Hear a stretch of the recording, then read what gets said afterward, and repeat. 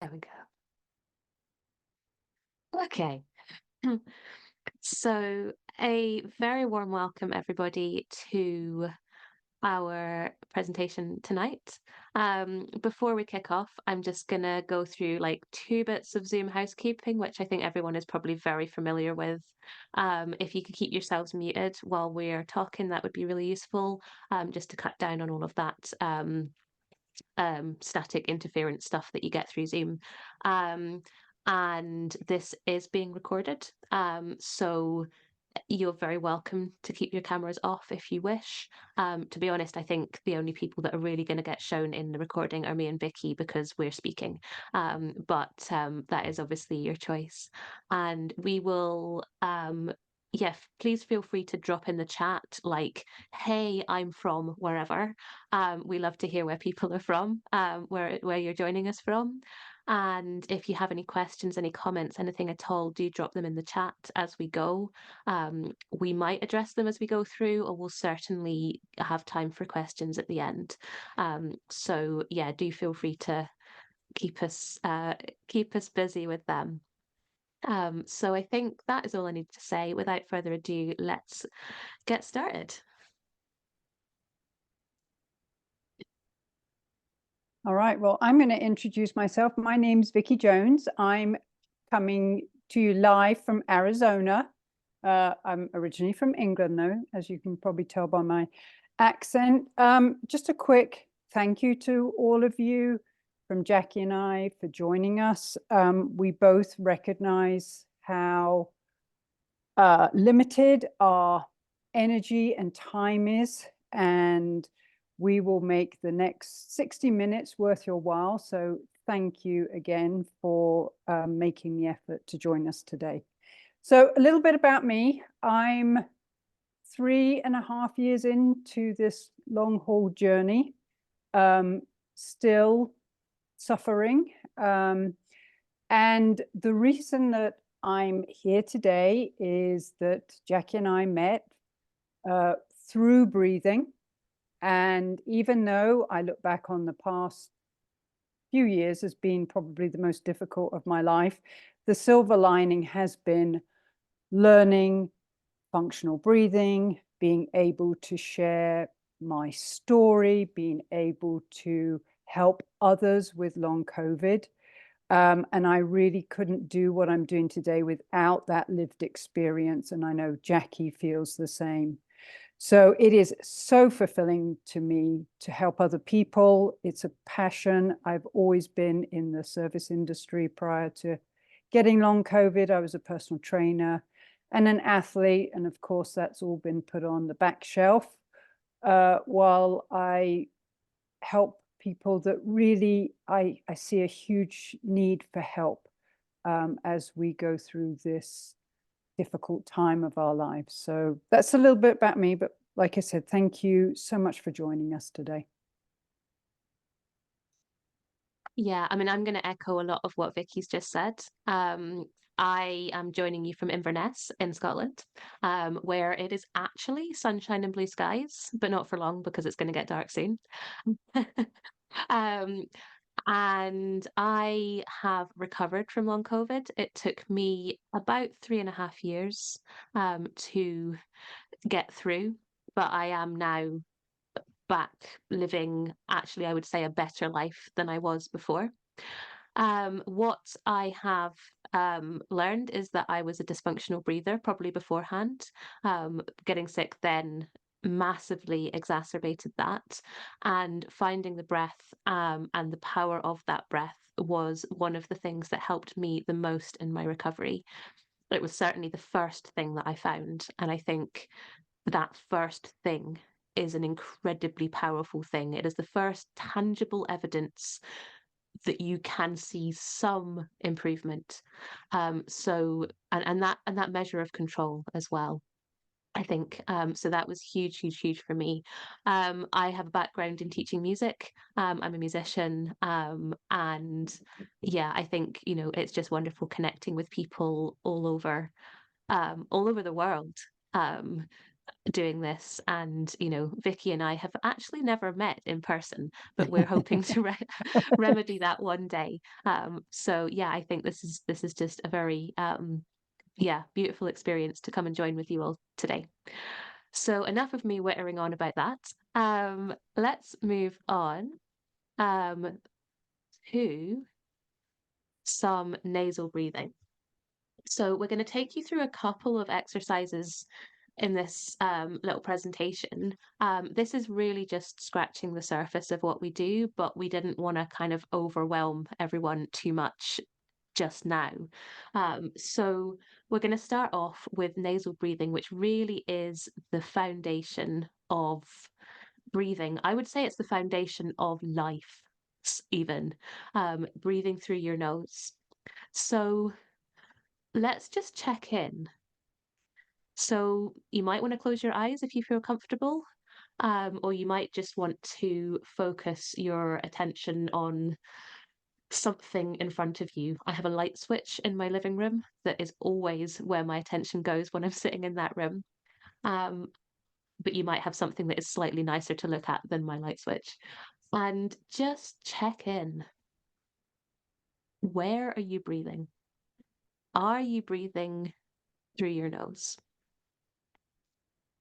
And if you feel comfortable, you could put your finger across your lips, or you could just gently bring your lips together and start to breathe through your nose. Now, if at any point this feels uncomfortable, you feel like you're not getting enough air, you're starting to feel panicky, you're starting to notice anything uncomfortable, then just stop. Allow yourself to breathe as you need to.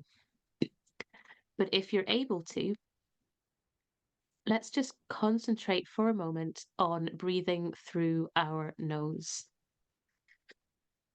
And as you do that, you may naturally feel that your shoulders relax.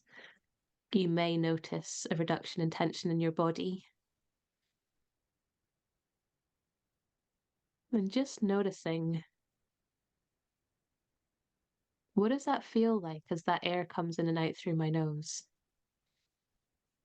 Or am I needing to do a rescue breath through my mouth occasionally? Does the air feel hot or cold?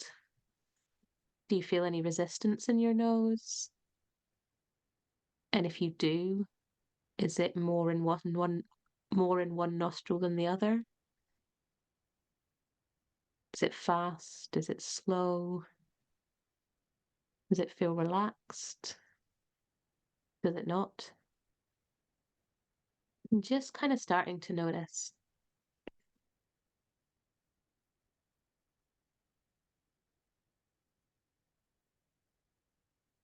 So this really is the kind of foundation of everything. And noticing when we're breathing through our nose and when we maybe aren't. So, it may be that sitting at rest as we are at the moment, you're thinking, well, yeah, of course I'm breathing through my nose. Duh. Which great. That's a great start. Maybe think to a time when you were moving around your house, if you're able to do so. If you were to walk into your kitchen, would you be able to breathe through your nose while you did that? If you climbed your stairs, if leaving your house is something that you're able to do, could you walk to the post box, breathing through your nose? And then the big one, when we get stressed. So, whatever stress looks like for you, when you get stressed, do you breathe through your nose then? And you might not know the answer to all those questions, but next time you do any of those things, just start to check in. Am I breathing through my nose? Could I be breathing through my nose? And if I'm struggling to breathe through my nose, can I reduce my activity? Can I go slower to enable me to breathe through my nose? So again, do feel free to drop into the chat if you are noticing, yeah, I'm breathing through my nose, I feel great. Or actually, I've never thought about that, but no, I'm not. So yeah, do feel free to feedback on that. And I'm gonna continue.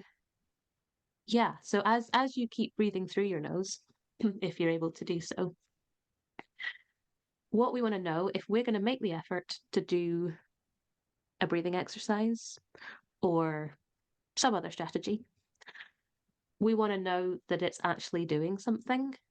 Otherwise, why are we going to bother doing it? So, how do I know that it's working?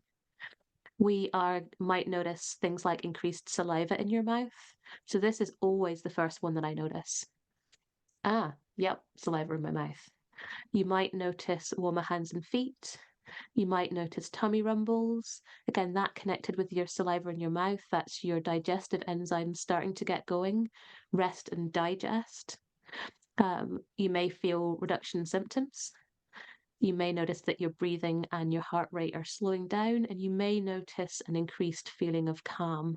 And all of these are signs that we are starting to kick in to our parasympathetic nervous system, so our rest and digest. And that is where we want to be. More about that later. So, yeah, check in. Anything that you notice, are you seeing any of those things at all? And if you're not, that's okay. Maybe it's just going to take a little bit longer. So as we go through today's presentation,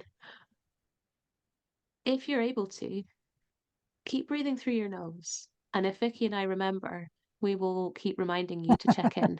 Um, and let's see if maybe we can just breathe through our noses for the next half hour or so. So I think I'm now handing back over to Vicky. Is that correct? You are, yes. So that was really calming for me, Jackie. It's always, I always ask her to do that because she's a great breath instructor. And sometimes, you know, we're human and we do forget to use our calming breath, but doing a big presentation is a great time to elicit some calm. But I would imagine that in those past 3 or 4 minutes, if you were able to breathe through your nose, you have changed the state of your body. And that is one of the most wonderful things about breathing, is it can change your body's biochemistry, your body's biomechanics, quicker than food, quicker than water, exercise, sleep, medication, or supplements. And it's something that we like to make people aware of. So we try to breathe this way, but then what are the stressful situations that really take us out of our breath?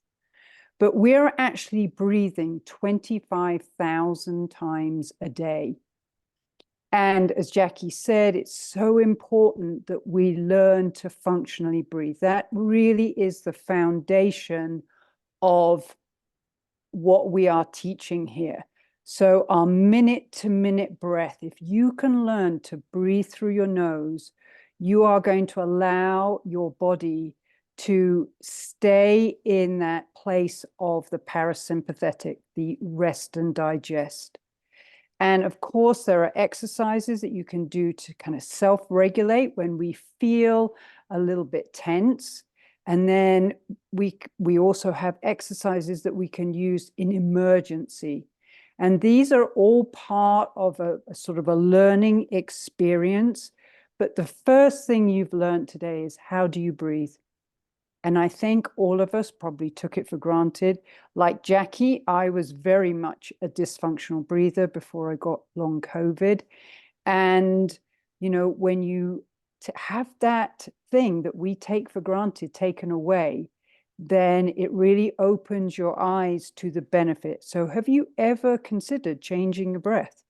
So we're not talking here about yoga breathing. We're not talking the woo-woo breathing. We are talking about basic biomechanical breathing, the way that your body actually wants to breathe.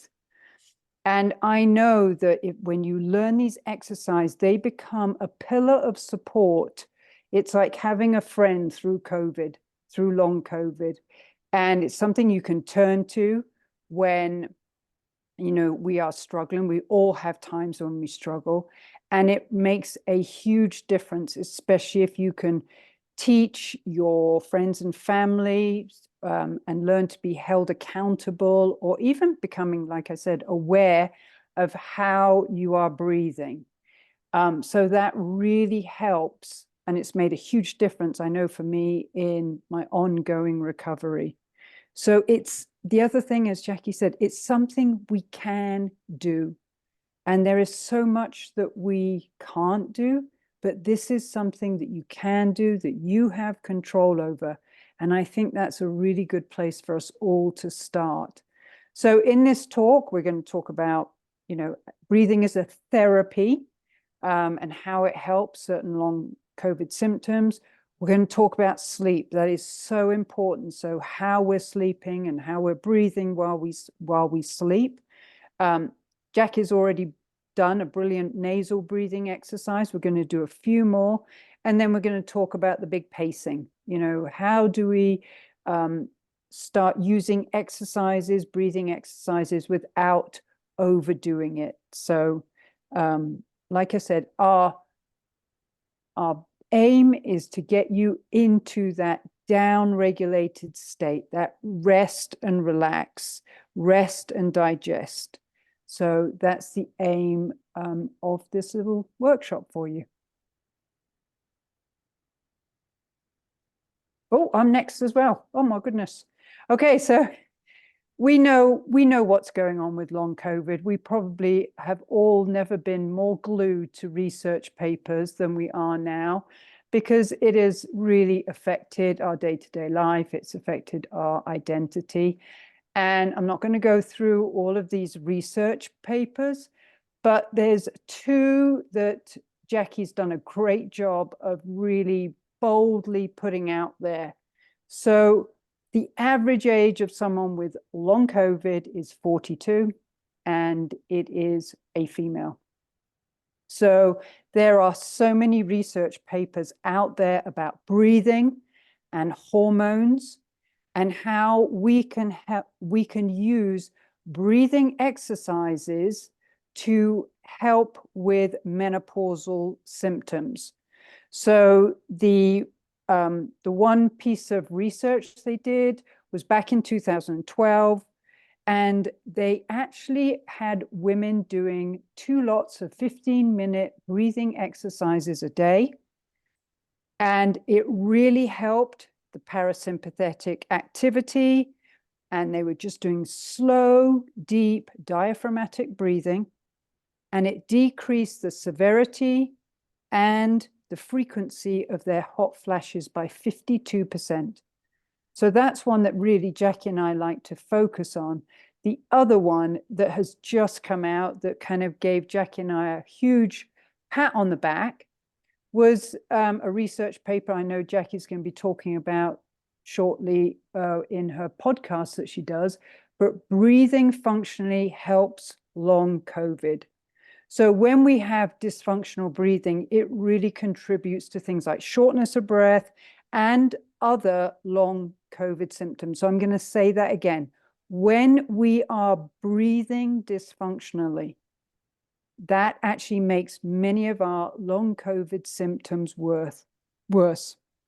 So breathing functionally, the research paper showed it actually helped reduce symptoms and improved the participants' daily lives. And I think that's what we're all grasping, to have a little bit of control, a little bit of improvement in our day-to-day function. So all the other research papers are out there, but those are the two that we like to, those are gold standard. And the other thing I know that Jackie and I are very proud of is the protocol that we have put together with our breathing exercises that are now recognized by people like James Nestor, who wrote the book Breathe, and Oxygen Advantage and Buteyko all use the exercises that Jackie and I teach in their functional breathing for long COVID. Right, I think it's me up again next. It I is. think what I will just add to what Vicky's just so beautifully said there, is that all those other blue bubbles around the outside of there are all the other kind of like main research into long COVID, and all of those researchers all have a link back to autonomic nervous system, which is what we are talking about here. And actually, what I'm literally about to talk about more. So they're all linked. So moving very swiftly on. Um, so my big dysautonomia slide. This is kind of a visual of what's going on. I'm a very visual person. I like to be able to see things. And when you see that and all of those symptoms, which I'm not going to read, um, but I'm sure you will recognize many of them in yourselves, it's like, whoa, okay, this is a lot. And that's why it feels a lot. But they all have a link back to our autonomic nervous system. And when our autonomic nervous system is not working as it should, we have what is called dysautonomia. So I haven't got all of them on there. I'm sure there are many, many symptoms that you might be going, oh, but she's forgotten that one. Yeah, I couldn't fit them all on. But I think these ones here are kind of the main ones. So, what is our autonomic nervous system? Our autonomic nervous system is the system in our bodies that that controls basically everything in our body, all of those automatic processes. So things like breathing, heart rate, digestion, most basically all the things I had on the previous slide. And when our nervous system is not working as it should, that is why we get this incredibly wide different amount of symptoms in different people. So, a very, very quick crash course in our nervous system. We have three states. We have our rest and digest. This is our body's healing response. This is where we literally rest and digest. And this is where we want to be in recovery.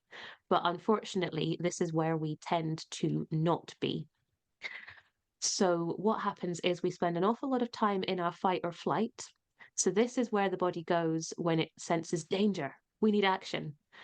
And it's important that we're able to access that, because if you needed to like run away from a car that was going to hit you, like you need that. It's a survival response. It's important. The problem comes A, when we get stuck there, and B, when it gets triggered far too easily. And the problem when we get stuck in our fight flight is eventually what's going to happen if we don't find our way back to our rest and digest is eventually the fuse blows. So if you imagine your fuse box in your house, when a light bulb goes, for example, it can blow your fuse box. And basically what happens is the body goes, I can't handle this anymore, and it shuts down. We go into our freeze response. And that's where you're going to get things like that feeling where you literally cannot lift your head off the pillow. You cannot lift your arm to your face, where you just, things like constipation, um, get a lot of depression there as well, not surprisingly. There's a lot of links there. So that's a bit of a crash course of those three states. And you might be going, yeah, I spend a lot of time there, or, oh, that's what that looks like. And this is something that's really important to be able to kind of understand what's going on in our body. Which state are we in? Because depending on where we are, what we're going to do to try and help can be different. Because the exercises, talking specifically breathing here, but this is the case of all strategies. What we're going to do if we're in fight or flight is not the same as what we would do if we're in freeze. So being able to kind of have an idea of where we are, being able to identify that in ourselves is important. And then obviously learning strategies and what to do when you are there. And that's not going to look the same for everybody. So, why is breathing so important for our nervous system? As Vicky said earlier, breathing can change the biochemistry of our body faster than anything else. In fact, I'm just going to read that again. Breathing can change the biochemistry of our body faster than anything else. So, it's not just some woo woo rubbish. Breathing is literally the most important thing that you can do. And that's why doing it right and learning these strategies is so important. So this is the biggest impact we can have, but also it's a skill for life. Because what I've come to realize over the last year, or almost a year, is that stress doesn't go away once you've recovered. In fact, in some ways, it's more stressful once you have. It's a different sort of stress. But the more you engage in life, you're getting all these other stresses on top. And I use these breathing exercises every single day. Am I running late for something and I'm starting to get stressed? Okay, let's use this breathing exercise. Someone just sent me a really unpleasant message. So my partner just shouted at me for no apparent reason. I mean, I probably deserved it, but okay, whatever. I still have to deal with my response to that. All of these things, we have to deal with this stuff. So these exercises really are a skill that are going to help with recovery, but they are also something that you will take forward into your life beyond long COVID. And I think that's really, really important, to help build that resilience and then take that forward. Okay, I think this is over to you, Vicky. This is over to me. So we're just going to spend a little bit of time here talking about why it is so important that we start training our nose to breathe. So our nose actually has 30 functions of breathing. Our mouth has one, and our mouth is only there as the emergency. When all else fails with our nose, when it's completely blocked, or if we have to take that emergency breath, that is when we use the mouth. The rest of the time, we are focusing on nasal breathing. And the reason for this is when we are mouth breathing, we are driving that sympathetic, the fight or flight that Jackie just talked about, that response. And the reason is because when we use our mouth, we have very little resistance to the air that comes into our body. And that makes it very easy for us to accelerate breathing. So imagine that you feel a little bit nervous. And I think when we're dysfunctional breathing, we tend to open our mouth and we try to get in as much air as possible, thinking that it is going to help. And actually what it does is it puts us into that fight or flight. The other thing that we do when we breathe with our mouth is the air doesn't usually get past our upper chest. So we start seeing people using their shoulders and this upper chest, and this is called overbreathing. So we're putting our body into a state that is not efficient. It is not helping us calm down. And all sorts of chemical reactions are going on with this mouth breathing that are not supporting our recovery and our down regulation that we are looking for with long COVID. The other thing is, as soon as you start opening your mouth and breathing, you're actually losing a lot of water. Many of us with long COVID suffer with dehydration, so mouth breathing actually makes that worse. And there's a whole lot of biochemical reactions, the things that go on, the gas exchange that happen in our lungs. That is not the best way for the optimal gas exchange to happen when we're breathing through our mouth. And the other thing is, you'll notice if you mouth breathe at night, I'll talk a little bit about sleep later, that you wake up with a dry mouth, you have poorer oral hygiene, and also facial development, which actually, I know that sounds a little bit vain, but when we get older and we flip into the perimenopause and the menopause, the functionality of our mouth and our face and our tongue is really important, and it really will affect both your breathing and your sleeping. So why are we focusing on the nose? So one of the papers that was on that research paper was about vagus nerve and how people with long COVID have either a direct infection of the vagus nerve or that vagus nerve is causing dysautonomia. So when we use our nose to breathe, that actually stimulates the vagus nerve and also helps increase our vagal tone. And vagus nerve is definitely directly related to that parasympathetic. So think about when you exhale, you're actually really getting into that parasympathetic state, especially when you're using your nose. So also when we use our nose, it encourages us to use our diaphragm. We're going to do a little bit of diaphragmatic breathing in a minute. And your nostrils are going to help slow your breathing rate. So instead of using your mouth, which is this big, you're going to be using those two nostrils, which slows the breathing rate and really acts as a very calming, but it's also a pacemaker to the brain. So it really helps us calm down. It really helps us focus on our breath. And, you know, the other benefits, sterilizing the air, humidifying the air, and especially for women, Jackie and I put on many workshops to help women control the hormonal symptoms that either go along with menstruation, perimenopause, menopause, but using our nose to breathe, just like we talked about in that research paper, really helps us get a little bit control over some of those hormones that sometimes tend to throw us out of balance.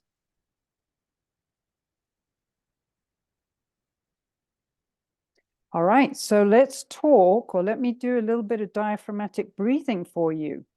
So I'm just going to get my little notes here. So I said at the beginning that my background was as a personal trainer, and I was doing that for 35 years. And I don't think until I actually realized I was a dysfunctional breather, how important the diaphragm is. And now that's my little motto. My students all hear me say it over and over again, that the diaphragm is actually the most important muscle in your body. And as we know with muscles, if you don't use it, you lose it. So if we don't use our diaphragm when we're breathing, that strength of our diaphragm is actually going to start decreasing. So what I want to do here is I want to just lead you through some diaphragmatic breathing. It is very simple, but it's also very calming. So the reason that we do this is, you know, it is a very important muscle, but it also provides a lot of stability for your posture, your back. And we know long COVID is one of the things, our activity level tends to get decreased. We're sitting a lot, maybe lying a lot. And when we can use our diaphragm to start increasing that strength of our interabdominal cavity, it really helps with our breathing. It also helps with digestion. So many people don't think about digestion, but it's definitely something affected with long COVID. But when we use our diaphragm to breathe, our diaphragm is a muscle that goes down and up. And it actually sits right on top of our whole digestive system. So our intestines, our stomach. And when we use it to breathe, we gently massage that area. So people with IBS and other digestive issues often find a lot of benefit learning to use their diaphragm. It also helps us slow our breath. So in the previous slide, we talked about this very fast breathing.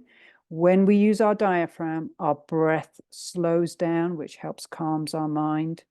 And the other thing that's not on this slide, but it also helps our lymphatic system. So our lymphatic system helps our body rid itself of toxins, and it doesn't actually have a pump. So when we use our diaphragm to breathe, it stimulates that lymphatic system, getting those toxins that we don't need in our body out. So without further ado, after I have sold you on the diaphragmatic breathing, we're just going to practice a little bit now and explore how it feels to use our diaphragm when we're breathing. So I just want to invite you, you can sit down. If you are laying down, that would be great. But this is an exercise you can do sitting, laying, or even walking. So if you'd like to find a nice soft gaze and close your eyes. And the first thing we're going to do is we're going to check in with our breathing. So we're going to go back to that nasal breathing that Jackie led us through at the beginning. So just observing that air as we inhale through our nose and as we exhale through our nose. So our diaphragm is a muscle. We want to start slowly. So keeping your mouth closed, put the tongue on the roof of your mouth and just relax. And continue to breathe through your nose, breathing at your rate.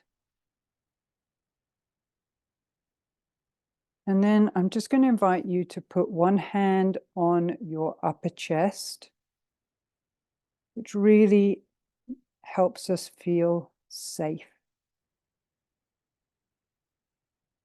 And then with our other hand, we're going to put that on our belly.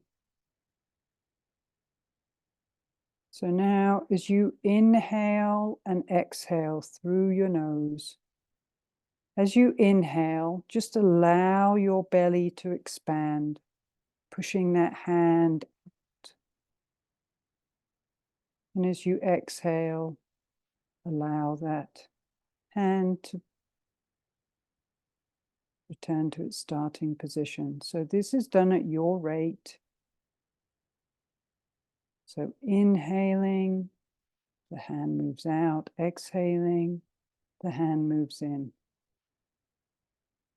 So this is a great sensory reminder that your diaphragm is actually working as you're breathing.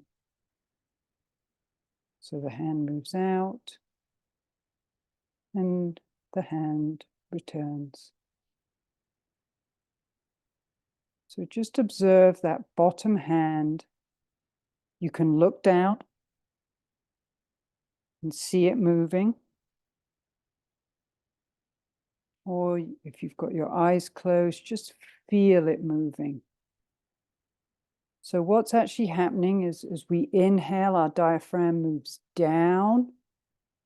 And as we exhale, our diaphragm moves up, pushing the air out of our lungs. So making our breath nice and smooth, like a wave. So you're becoming aware of your breathing rhythm, but at the same time, you are using that diaphragm to breathe, really improving your strength of your core, your posture, checking in. Maybe you're feeling like you've got a little bit more saliva in your mouth, indicating we're getting you into that parasympathetic state. Maybe your heart rate has decreased a little bit. And then as we come out, we're not going to spend too many more breaths here, but let's just put a smile on our face. Sometimes we take breathing a little bit seriously. So a cheeky little smile. And just, like I said, do a quick check-in. Are you feeling warmer? Are you feeling calmer? Do you have more saliva in your mouth? Is your belly rumbling? But understanding how important this diaphragmatic breathing is one of the foundations to our functional breathing.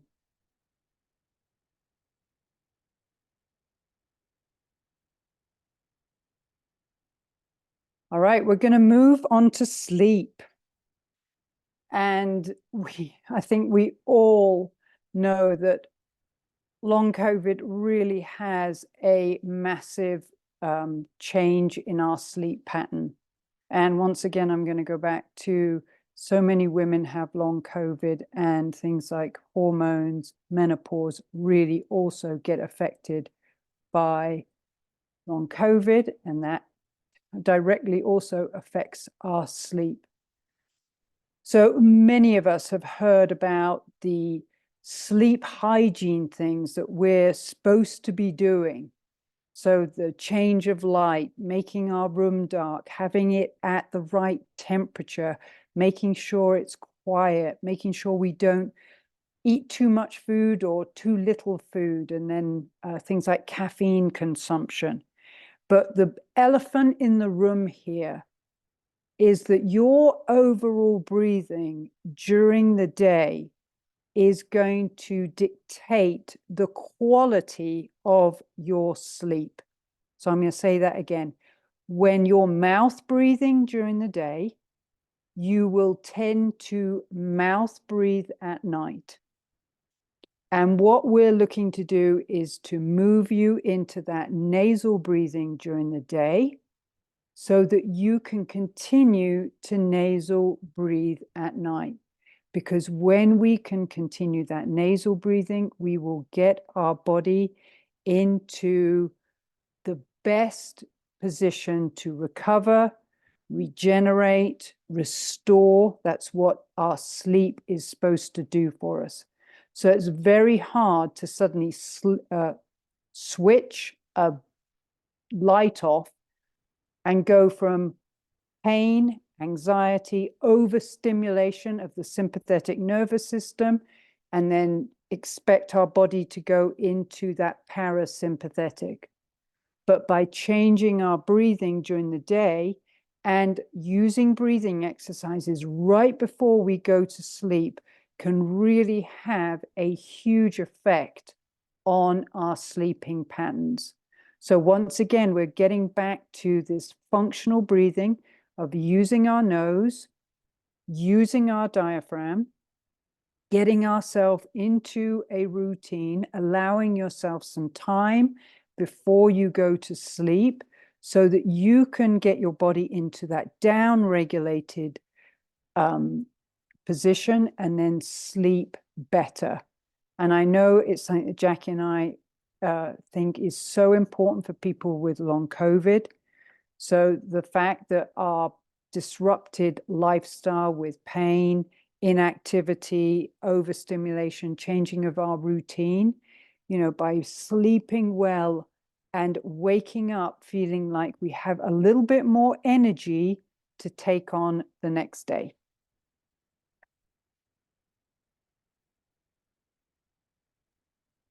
All right. So pacing, everyone's favorite word. Um, and I think I just had this realization while I was talking earlier that actually there is another arm to this. So we know, pacing is finishing with gas in the tank. So it's not exceeding that energy envelope. If you've done a thing, could you do a thing again? Um, and little and often is always better. So I always give the analogy here of when I was teaching music in schools and little little Bob, let's say, would come to his cello lesson once a week and would show up at his lesson and I'd say, "Have you practiced?" And he would say, "Yes." And I can always tell whether they've practiced 5 minutes a day or even 10 minutes a day, or have they done like an hour the night before? And I don't think it will be of any surprise to anybody here that little and often is much, much better, that continuity. And I think this becomes even more important when we talk about long COVID, because if we do that longer session, actually we're going to end up doing more harm than good. We're going to knock ourselves out. We're going to give ourselves post-exertional malaise. So that little and often, can you do 2 minutes a day? Can you do 3 minutes a day? Can you do 5 minutes a day? And you may find that you're able to increase that a little bit, but it will not be linear. You will find that you can do 2 minutes one day, 5 minutes the next, and then back down to two again. But having said that, don't give up because you will notice that improvement over time. It may not be day to day or week to week, it may be more month to month, but you will notice that improvement. And as I just kind of alluded to, you can increase or decrease the frequency and timings at your own pace. And that is something that we teach. We teach you the exercises. We teach you when to do the exercises. We teach you how much to do the exercises. And more than anything, how to recognize that in yourself. Because it's not for us to pre prescribe that, it's for us to teach you how to learn that for yourself. But I think as well, and this kind of alludes to a comment in the chat earlier, it's important to have the right exercises as well. And I think this comes into pacing too, because if we're trying to do the wrong things, then it's not going to work. We have to have the right exercises in the right way. So, yeah, what we're going to do now is we are going to do a couple of minutes of a downshift. So, if you would like to get yourselves comfortable, you may be sitting up, and that is good for you. If you're able to lie down and you would like to, you're very welcome to do that as well. If you have cushions and blankets, then you're also very welcome to grab them if that's going to make you comfortable. And just take a second to just get as comfortable as you can. So it might be that actually moving your arm a little bit to the left or just moving your neck slightly might help. And we're just going to allow our breath just to do what it wants to do. We're not going to force it to do anything. There are times for trying to control that breath. There are times for trying to change it, trying to work at it. Actually, what we want to do here is to just relax it. So notice our bodies starting to relax. Allow that breath start to relax. If you like to have your eyes closed, then you're very welcome to do that.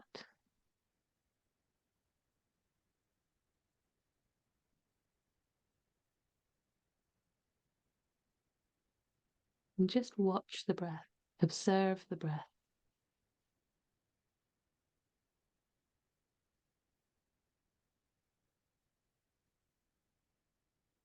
And if you find that really uncomfortable, then you can take your awareness onto your hands, onto your feet, maybe, or even completely to somewhere else. So, somewhere where you feel safe. And I would always go down to my beach at Loch Ness. And because it's in my imagination, the sky is blue, the sun is shining, the water is calm, and that allows me to feel safe.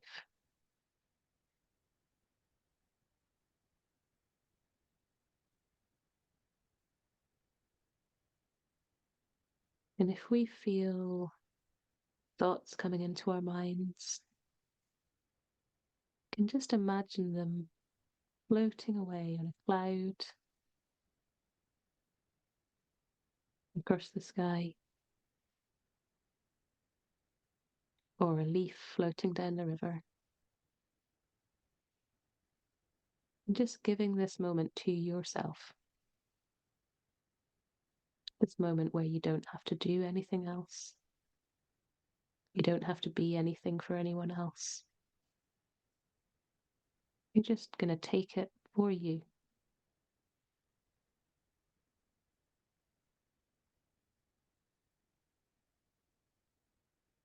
And just allowing that body to breathe,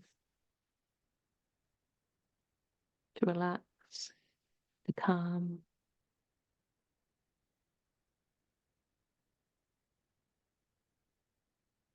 To allow yourself that moment of healing.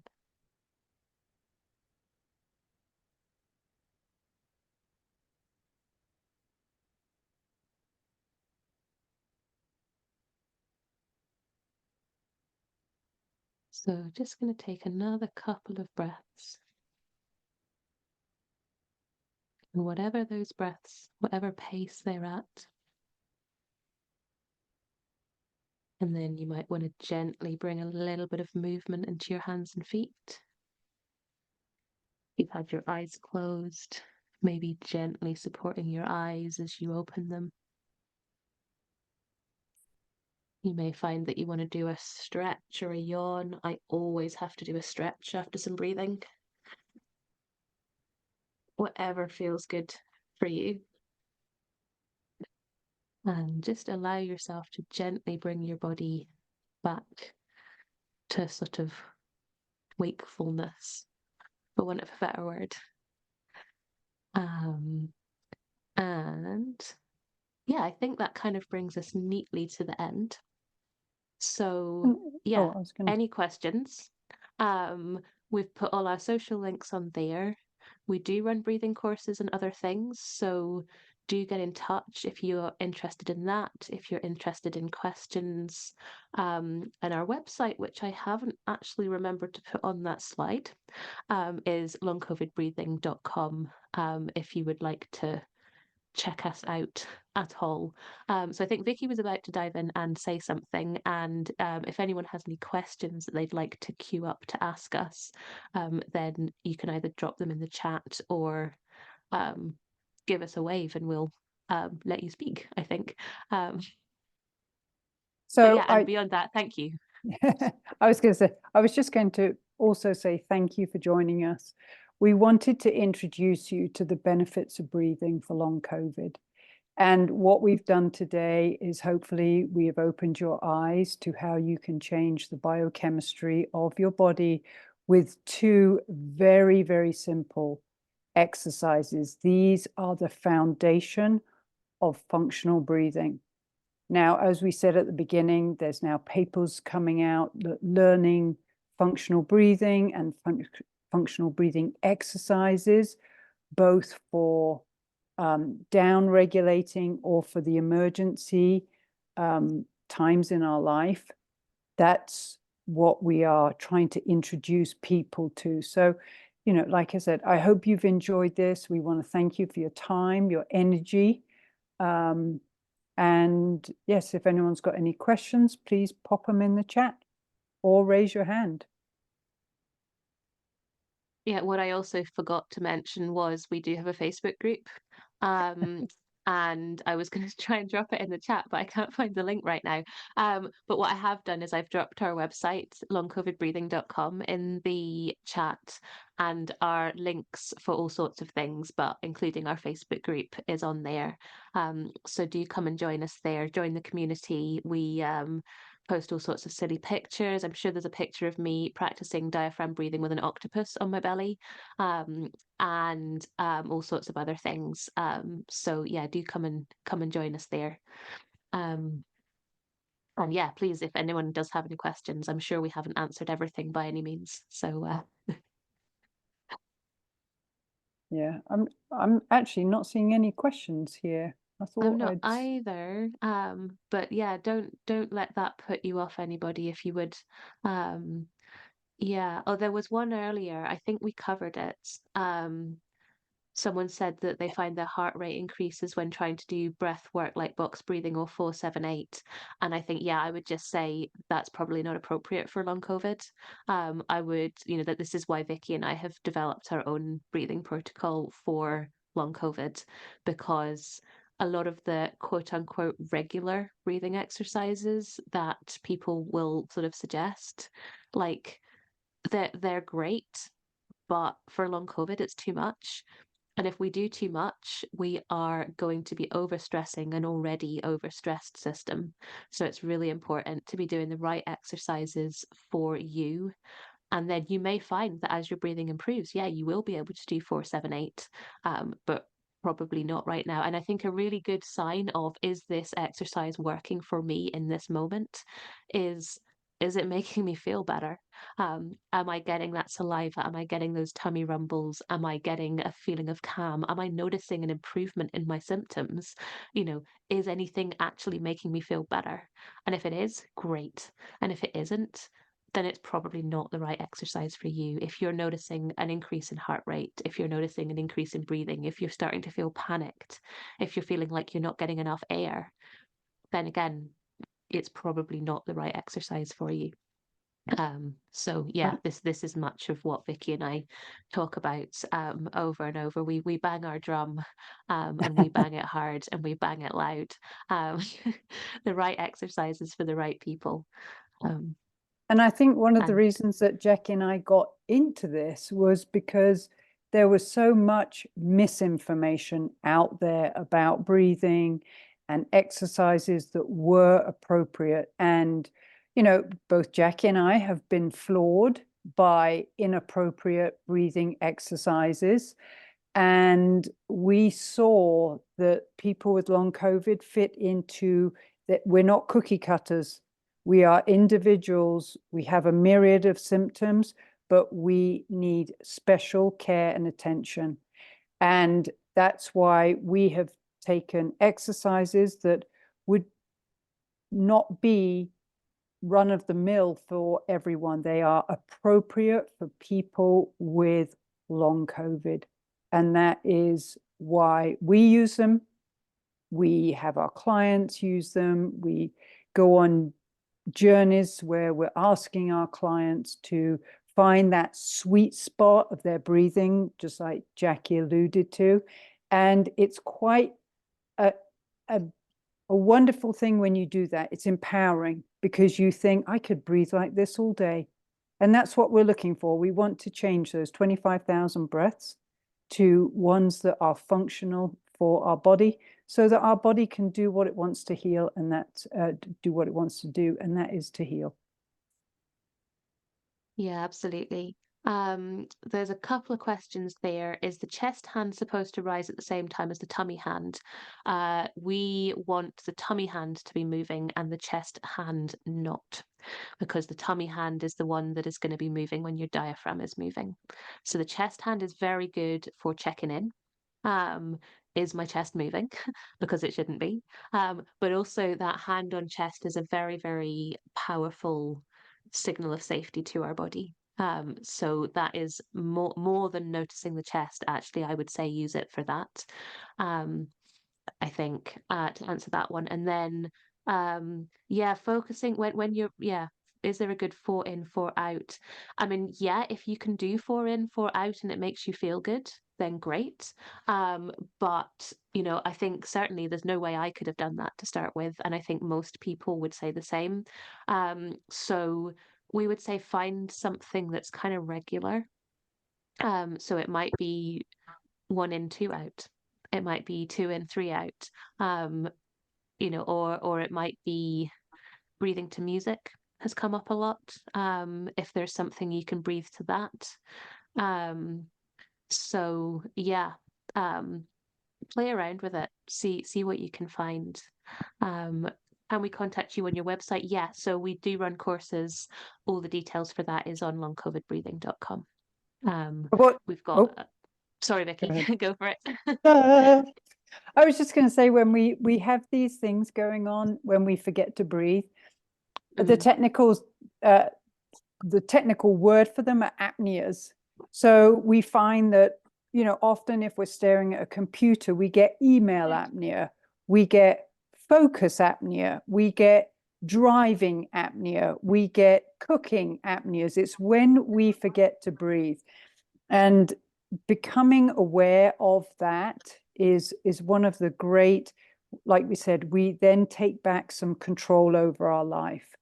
And the other thing, based on that question, was, you know, I think Jackie and I would both agree, day to day, our breathing changes, just like our symptoms change with long COVID. So just because something worked yesterday doesn't necessarily mean it's going to work today. And that's why we check in with our breath every day to see what our breath is doing. And then we make adjustments based on literally what our body is telling us to do. So I think it's just such a great tool that we can all have. yeah, literally skill for life. Yeah. Um, yeah, for sure. Yeah, there was something else I was about to say, but I can't remember. I mean, to be honest, Vicky and I could keep talking for another hour. So do feel free to, yeah, if there are any more questions, we love questions. We especially love questions that we really have to think about, um, where I have to go away and draw some diagrams in my mind in order to answer them. I had to do that the other day, and it just excited me so much. Um, but yeah, I think so much it's the message we want to put out there is that there is so in amongst the can't, there is so much that we can, and 1% is better than no percent. So yeah, yeah, absolutely, yeah, please don't feel like you need to stay if you would like to, if you need to head. We would, yeah, please do head off. We're going to put this recording out as well, so if anybody would like to watch it again, um, or share it with anybody else, then we will make that available on our YouTube. I think we're also going to post it in some of the groups as well. Our YouTube link is on our website as well, so longcovidbreathing.com, so you can access that there, along with loads of other stuff. We've got loads of videos up there. There's a particularly funny one where me and Vicky decide to do cooking together. We were making electrolyte drinks, please. Sorry, that's not cooking. What's that? Mixology. Mixology. We're becoming, anyway. Will oxygen levels improve? Yes, yes, they will. Or they should do. Oxygenation, the oxygen in our cells should improve as our breathing improves. So getting that oxygen to the right place. Yeah. Getting your body to function the way it wants to function, and using breathing as a tool to get there. So getting our oxygen levels correct, getting the biochemistry of our body, that includes nasal nitric oxide, that includes carbon dioxide. So many things go on behind the scenes of breathing, which Jackie and I both love talking about, because it's always important to learn the why, the what, and the how. So that's how we get people to change their habits, understanding why they're doing this. And that's one of the foundations of the courses. Absolutely. I think that there's in my mind two branches with a kind of third one that is sort of a branch. It's a really wonky tree that I'm describing here. We have our functional breathing, which is helping our body to function as efficiently as possible. Um, so this is getting the biomechanics right, getting the biochemistry right. And then there's the other very important branch, which is using these exercises to influence our nervous system. So what do we do and when, and how do we know that? So two kind of pillars. And then the third kind of mini pillar is sleep, because sleep is so important. If we're not getting good sleep, we're not getting good healing. If we're not getting good sleep, our nervous system is going to be wonky anyway. And if our nervous system is already wonky, we don't need any more wonkiness. I'm just talking now, I'm just making words. So, they're all so important. And these are all things that we can have a huge impact on with the way we breathe. So yeah, it's just huge. And this is why Vicky and I are so excited to share it. And it's, yeah, just so important, I think. Yeah. Yeah, no, you're so welcome. Thank you everybody for coming. Yeah. I think in the UK it's getting late. It is. It is gone 9 o'clock here. Anyone on UK time. And you must be getting ready for your lunch, Vicky. Yeah, getting ready for lunch and a bit of sunshine. So thank you everyone for joining us, and please send us any questions. And it's been wonderful to be able to share this information with you. Absolutely. And I'll just one more reminder of our website, longcovidbreathing.com, which has got links to everything that we're doing, our courses, workshops, social media, and our Facebook group, and probably other things that I can't remember. So yeah, thank you so much, everybody, for coming. It's been an absolute pleasure sharing this hour and a bit with you. So yeah, thank you so much. Thanks. Um, Wet South Wales. Ah, yes, we had all the wet earlier today in Scotland as well. At exactly the moment where I chose to go outside. Um, so yeah, thank you so much, everyone. I will maybe just hit the button if I can find it. Zoom has done an update and I can't find anything. Um, I feel hopeless. Oh my goodness, where is the actual button? Okay, this is really embarrassing now. I can't even help you Uh, because my button's the there same we thing. go. I got it. I found it. Thank you so much, everybody. Okay, thank you.